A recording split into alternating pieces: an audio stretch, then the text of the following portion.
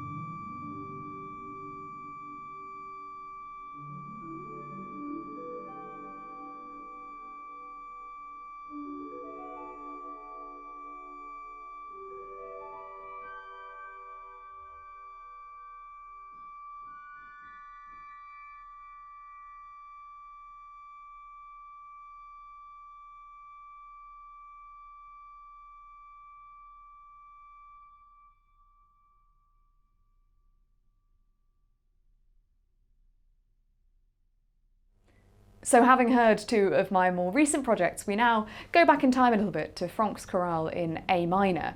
And this has held a special place in my heart for quite a while because it was the piece that I played for my organ scholarship auditions when I was applying to Oxford and Cambridge.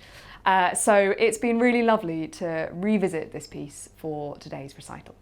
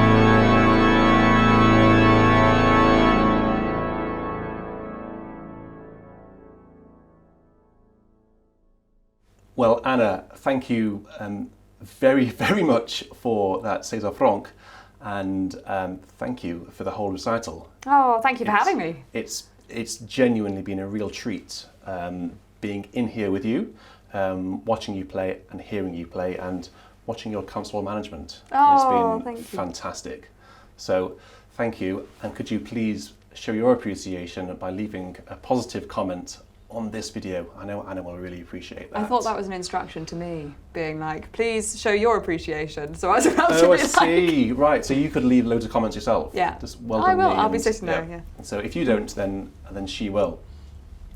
I don't know about you, but I really enjoyed the Bach at the very beginning. Particularly enjoyed the freestyle ornamentation in that, and I just wondered what your thoughts are around ornamentation in Bach, and I guess what it can bring to a performance.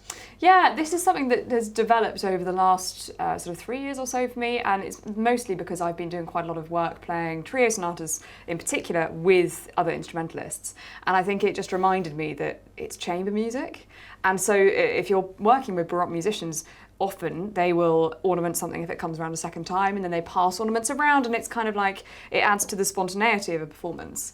And I've really enjoyed just going through and having a bit of fun with it, because ultimately I think that playing any music on the organ, but particularly Bach, it should be fun, and it should feel light, and it should have a little bit of humour in there. And so yeah, there's sometimes a little bit naughtier than other times, but I quite enjoy it. Oh, so the other times being every time you play it, it's always a bit different. It's always fresh. Yeah, I tried to keep it different. In fact, Yeah. I added in a special one just for you that I'd never done before. I thought I'd in the Fugue at towards the beginning of the Fugue, second page, there's a new ornament in there because I thought it The wasn't. special BIS ornamentation from Anna Lapwood. I thought it You wasn't heard it here silly first. enough. No, I really love your ornamentation, and thank you. I think it does keep music that you know so well. It keeps it fresh, and it's almost like hearing it again for the first time. So I think that is really special. Thank you. We then went on into those wonderful Britten arrangements, which you arranged yourself, and I think they were particularly successful. I think you've transcribed them really well. What happened for them to come about? So I was asked maybe about 3 years ago, Aldeburgh Festival approached me and they said, could you do an organ recital at Orford Church? And I said, yeah, I'd love to. And they said, we'd love you to include all of Britain's organ music. And as you will know, probably, there isn't much, is there? No, it's there's one, isn't there? I think there's maybe a couple of little tiny ones as well. We've got a little person desperately trying to join us. It's very sweet. And it looks funny through the glass. It's a shame you can't see it. Yeah, there's one big piece, the Prelude and Fugue on a theme by Victoria, but then there's a couple of little ones as well. So I was learning these and going, okay, these are fine, but wouldn't Dawn sound cool on the organ? And so that gave me the idea, and I thought I sort of tried it out. And then lockdown came along, and I thought, well, I've got time. I may as well. So it's a bit of a lockdown project. Yeah, I just thought I may as well try them all out, and it turned into like a 2-year thing, and it's been one of my favourite projects I've worked on. I think they are genuinely really successful, and I've been thank you. so impressed by them. And if you didn't know the original version, you would be convinced they were organ pieces. I think they work really well on the organ. Well, that was part of the process, because I think you can think about transcription in 2 ways. You can think about making it into an organ piece, or you can think about replicating the orchestral sounds as sort of accurately as possible. And actually, I did want to go down the organ route. So I sort of have simplified bits and pieces, so it's not absolutely anything, not absolutely everything from the orchestral score, but it's thinking what are the most important bits of each section that give the section its character and that do translate well onto the instrument. Absolutely. And then the next 2 pieces you played, again, I was really taken by, and they are from this wonderful album called Gregoriana. Gregoriana. It's well worth checking out. Both of those pieces by Ghislaine and Kristina are in here. Right, on from the music. Yeah. I did a little calculation earlier on, and I calculated that between us we've got 275,000 followers, subscribers, whatever word you want to use, across social media. Isn't that a bit terrifying? It is a little bit terrifying. It's a lot of people, isn't it? I think we are in a privileged position to have a following. And I just wonder, what do you think the organ world needs to do, if anything, to I guess, drill into that, and what could the organ world be doing better to inspire, influence younger organists to take the instrument up? Is there anything that we could be doing to, to help, I suppose? Yeah, it's a really good question. I think I always say with the organ and also just classical music more generally, the most important thing is making sure that it's something that young people can stumble across wherever they are. So they don't have to go into a church, because ultimately that is just not happening like it used to anymore. Society is becoming more secular, and the percentage of young people who do spend time in church is tiny now. So you can't expect them to stumble across it that way, as they might have done in the past. And then you look at it and you think, well, where are they spending most of their time? Social media.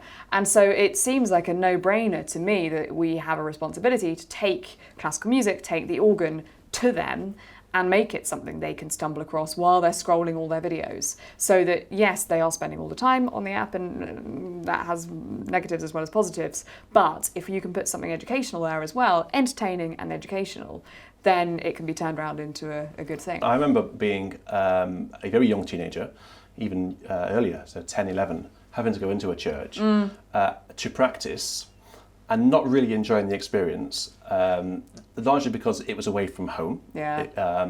It was cold, and it required me to make the effort to get there. Yeah. And I began to feel quite lonely whilst I was in there. But having access to this has made a huge difference. When we were young, certainly when I was young, I didn't have access to the internet because it wasn't really, it was around, but I think now we can offer people of that young age, it's there, so they can find it, they can discover it, enjoy it, and put it to them in a way that they understand and they appreciate. But I think you've also hit the nail on the head there, because you've talked about loneliness, and I think playing the organ is a really lonely pursuit, right? You spend most of your time sitting by yourself in a church or in an organ loft, or wherever you are, wherever you're practicing in a concert hall. You are alone, you're separated from the rest of the orchestra if you're playing with an orchestra. And I think the sense of community that you can get from social media is actually really important. And the number of organists, young organists, who message me, and I try and help them as much as I can and meet them for lessons and things like that. But they'll just message me with questions. And I just think having open dialogue is fundamental to learning from both directions. I think I learn things from them, and I hope they might learn some things from me as well. Yeah, I'm sure they do. What do you think to this? What do you think to this setup here? I love it. I won't say what I said yesterday to you when I described how I was feeling, because I think that's not okay. We'd have to insert some bird song exactly at that point. Piggy. It's really comfortable. I think that's the thing that struck me most. It shows you how to play different music, and obviously being able to switch organ so that you are playing on an instrument that is sort of appropriate for the particular repertoire, that really helps. But certainly in the Bach, I just felt as soon as I sat down and played it, I was like, it's showing me how it wants it to be played and what it wants it to sound like. I'm so glad that you've enjoyed it. So yes, that's a big tick for me. Yes. Can I take it? Yeah, of course you can. It's all yours. If you can get it in your pocket, honestly, you can have it. I'm stronger than I look. Should we have some quick-fire questions? Oh gosh, yes, okay. There were 10 of these. But it's not geography related, is it? Might be. Oh no. Well, the first one is, what is your favourite organ? Okay, no, that's fine, I can do that. Well, I've got two. Am I allowed two? The question is, what is your favourite organ in the world? Okay, in that case, I'm going to say the Albert Hall organ.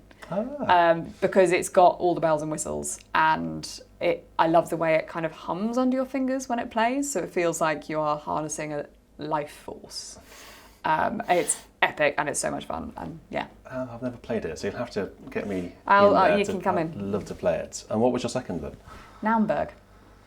Okay, I don't know that one at all. It's so I want to say that Bach was involved in putting it in, and it has handwritten stop labels that are still the same, the original labels, and you can't touch them. And it's just, again, it shows you how to play that repertoire. Absolutely. Freezing cold though. We were there in winter, and I had gloves on my feet. Question number 2: which piece are you currently learning? The Britten Prelude and Fugue on a Theme by Victoria. Question number 3: which one piece of organ music do you take to your desert island? I.e., what's your favourite piece of organ music? Oh no, I don't like that question. That's hard. That's why I like asking it. But does it not change for you, like depending on the day of the week? But we are on this day today. Okay, on this day. Yeah. In the A minor, in that case, the Bach. That's my current jam. Yeah, it's an absolutely fine answer. Yeah, honestly. but it changed. But I want to just establish that it will change tomorrow and the day after. Like it is. I don't know. I get obsessions, and then I have to leave a piece for a year. Question number 4. Great. Who is your favourite living organist? Can't say me. That was going to be my first answer. I mean, I do love Latry. Particularly his the Franck A minor recording, I steal one of his ideas that I just think, pushing forward in the Slagande, I think it just works so well. It does work so well. And I don't think I've heard a recording of his that I haven't been really taken by. And he's not afraid to do things slightly differently sometimes. And he just plays everything so musically. Yeah, and so confidently, and just he projects this mastery around every performance he ever gives. Which historical organist would you like to meet, and what would you ask them? Bach. You say it like it's an obvious answer, but it's not an obvious answer. I don't know. Well, Colin Watt said Louis Vienne. Fair. I would say Bach, and I would say, did you add ornamentation? What would his answer be? I think yes. Of course it would be. Just because sometimes people say to me, you can't do that, it's not in the score. And I try and reinforce the fact that I'm pretty sure he would have added in that sort of thing himself. Number 6. Yeah. What was your most memorable organ recital that you've attended? Attended? That you've been to. Not that you've given, that you've attended. I think my most memorable organ recital was seeing Thomas Hôpital play at Saint Eustache, and he played Ad Nos. And it was particularly mind-blowing because we had been, a little group of us had gone for dinner the night before, and then Thomas had taken us into the church at midnight and let us play on the organ after quite a lot of wine. And then after about half an hour, he was like, okay, move over. And he played Ad Nos from memory after quite a lot of wine, basically perfectly. Wow. And so then seeing him do it again the next day with that context was... And that would really inspire you, wouldn't it? And just stay with you forever. I think I was probably 19 or 20, and it was just, Oh, very jealous. What is... I'm sorry to ask you this. What is the most embarrassing thing that's happened to you when performing live? Easy, very easy. I was playing the organ for a school concert in King's College Chapel, and they were doing the Hallelujah chorus. And in the rehearsal, the conductor had kind of blasted through at the end. So he'd gone, hallelujah, hallelujah, hallelujah, hallelujah, hallelujah. And I was playing quite far ahead because organists, welcome to our live.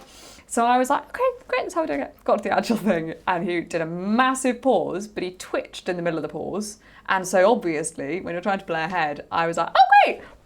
Full organ came in a solid beat before everyone else. Mortified. And everyone was like, was that supposed to? I was like, no, it wasn't. I don't think anyone would have noticed. With the acoustic in there, and everyone just singing so loudly. Trust me, they noticed. It was it was very much a gap. Trying to make you feel better about and the organ went, At least you were playing in the right key. Have you heard that recording of someone who comes in the wrong key because there's a transpose? Yeah. And they finally get there at the end, but it goes like, yeah, very jazzy moment, isn't it? Yeah. What is the most important thing that you instill in your organ and choral scholars whilst with you at Pembroke? That's a really good question. Not to bitch about other people. I think that, am I allowed to say that? Is that? You just did. Okay, but you don't need to bleep out a word. I think it's important. Yeah, I think, and I think we are all guilty of doing this, but we have also all been at the receiving end and have heard something that someone said about us, and it really gets to you, and it's unnecessary, and often based on a lack of knowledge about that person or based on just lack of understanding of what they're doing. And I just think there's nothing to be gained from it. And so I sort of try and put a sort of blanket ban on it when I can. And if I hear them doing it, I try and remind them. It takes a surprising amount of time to recover, I think, from anything that is negative. Yeah. Some of us have thick skin. But actually it does, it goes through and it really affects. So it takes me quite a long time to sort of bounce back. It's the same with online comments, isn't it? I mean, you see them and you ignore them, yes, but they niggle. They do. They do filter through, unfortunately. Question number 9, still related to your time at Pembroke. What is your favourite set of evening canticles? Leighton. Is that the one or the other? Second or Colmagd, yeah, I can't. I'm going to say Colmagd because it was the set of canticles that made me fall in love with the company. Okay. It was the first like really substantial set of canticles I accompanied at fiddly to Magdalen, play, yeah. and I just like properly fell in love with it and was like, can I play it again? Can I play it again? I love the end of the Gloria. Yeah, The it's bottom such D good and music. the added second. And it's such piece. fun to conduct and sing and just the whole thing. Yeah, It's just a jolly happy piece, isn't What's it? yours? Sorry, I'm not allowed to ask you questions. You're asking me a question. I know, it's not how it works, but I'm interested. Howell St Paul's. Yeah. Final question. Yeah. Anna Lapwood, what is your idea of heaven? Sitting here with you on the organ bench. Well, Sorry, no, I mean I'll take that. That's the final answer to the final question. Unless you want to give another answer, but I will take that.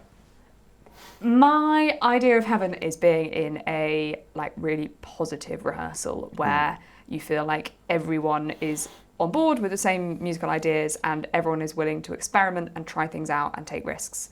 And I just think there is nothing quite like that feeling. Like a really good team. Yeah. A well-oiled machine working together and just seeing, working in harmony. particularly when you work with young people, as you know, like when you see the personal development and growth over the course of several years, I just come out of those rehearsals and it's like you're flying. It's the best feeling. Yeah. And yeah, something about that collaborative music making. That's why we do it, isn't it? Yeah, that's why we totally. work with young people like that.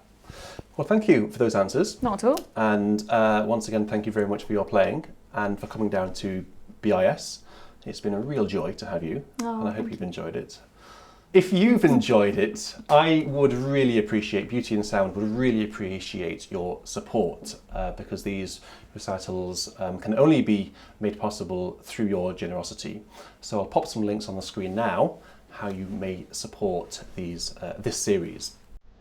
So Anna, thank you for joining us, and until next time, we will both say a cheerio. Cheerio! Cheerio, goodbye. I've never said cheerio before. It's a great word. Hello is my standard. We could say no. We can't. No, we you say can't. bye. Yeah. We're not saying hello. I know, but as in like I walk around Pembroke going hello, and everyone goes hello back to me.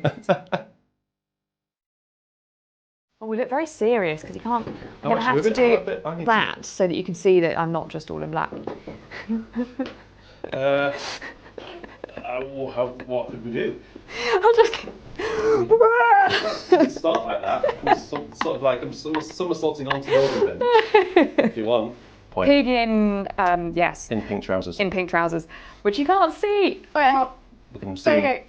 Is that the best you could do? Yeah, I'm really not flexible at all. How do you get on that kind of thing? I don't know actually. That's a very good question. My dance teacher used to get really cross with me about this. Anyway, different story. So you like it? I love it. Yeah. So I forgot what you asked. It's really good, isn't it? I'm actually struggling to think. Do you remember a single organ recital? Am I going to have to edit this question out then? No. Hang on a minute. Hang on. This is going to be fine. I've definitely been to at least one.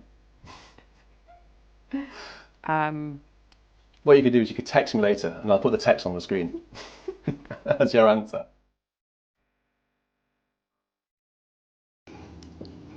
Hi. Hello. That's unhelpful, Mr. Cat.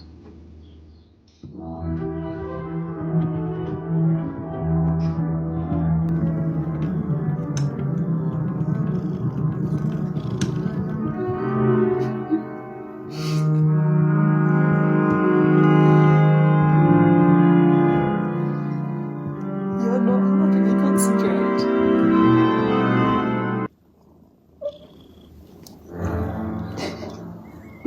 That's very rude. Are you trying to play the organ? Oh, there you go.